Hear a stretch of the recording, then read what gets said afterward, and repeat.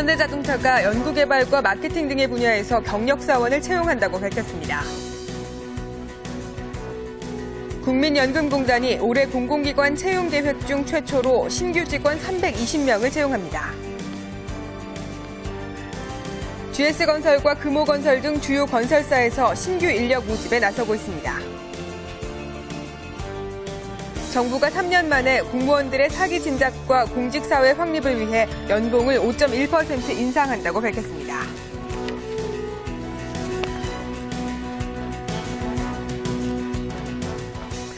네, 안녕하세요. 1월 5일 수요일 잡투데이 저희가 준비한 소식부터 함께 하시겠습니다.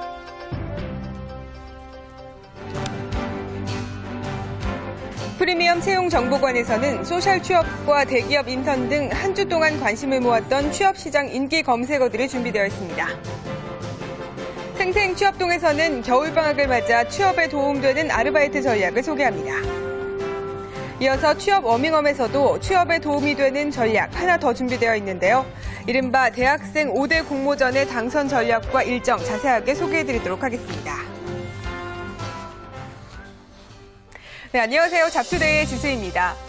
꿈을 이룬다라는 의미는 어떤 의미일까요? 한 국내 조사의 결과에 따르면 마음의 행복이다라고 답한 응답자가 전체의 40% 이상을 차지해서 1위를 차지했다고 합니다. 그런데 주목할 만한 점은요. 30대에서 60대까지는 이 마음의 행복을 1위로 꼽았지만 20대에서는 하고 싶은 일을 업으로 삼는 것을 1위를 꼽아서 주목이 되고 있습니다. 최근에 취업난이 20대의 꿈에 대한 가치관에도 영향을 미치고 있는 만큼 모든 사람들이 힘을 합쳐서 이 취업난을 해결하기 위한 그런 노력들을 해야 되지 않을까 싶습니다. 모두가 꿈을 이룰 수 있는 희망찬 2011년 되길 바라면서 잡투데이 첫 순서 힘차게 시작합니다. 네, 안녕하세요. 이은경입니다. 요즘 잦은 모임과 추운 날씨 때문에 아침 출근길 많이 힘드시죠? 내일부터는 다시 강추위가 시작된다고 하니까 건강관리 유의하시길 바라겠습니다. 1월 5일자 신문으로 살펴보는 취업 관련 기사 전해드리도록 하겠습니다. 오늘 첫 번째 소식은 한국경제신문의 소식입니다. 공무원 보수 인상에 관한 소식인데요. 자세한 내용 살펴보도록 하겠습니다. 2년간 동결됐던 공무원 보수가 5.1% 인상된다고 합니다. 정부의 개정령안에 따르면 호봉제 적용 대상 공무원의 기본급이 총보수 대비 5.1% 인상된다고 하는데요. 보수 인상으로 인하여 대통령의 연봉은 지난해 1억 6,800만 원에서 올해 1억 7,909만 원으로 약 1,100만 원가량 인상됩니다. 또한 저출산 문제를 해소하기 위해 여성 공무원이 셋째 이후 자녀를 위해 육아휴직에 들어갈 때 휴직기간 전부를 호봉 승급기간에 포함시키기로 했습니다. 육아 수당 지급 방식이 현행 정액제에서 월봉 금액의 40%를 주는 정률제로 바뀐다고 신문은 전하고 있습니다. 네, 이어서 한국경제신문 이어집니다. 평균 수명이 길어지면서 이제는 정년퇴직이 끝이 아니라 또 새로운 시작이 되는 것 같은데요. 위례셋에서는 100세 시대의 새 트렌드에 대해서 제시를 해서 눈길을 끌고 있습니다. 자세한 내용 살펴보겠습니다.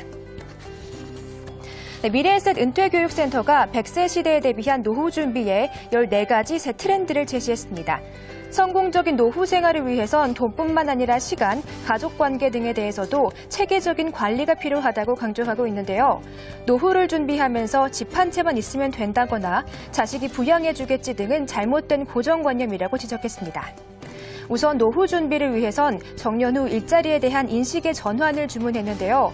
정년 후에도 일자리를 갖기 위한 공부를 당부했습니다.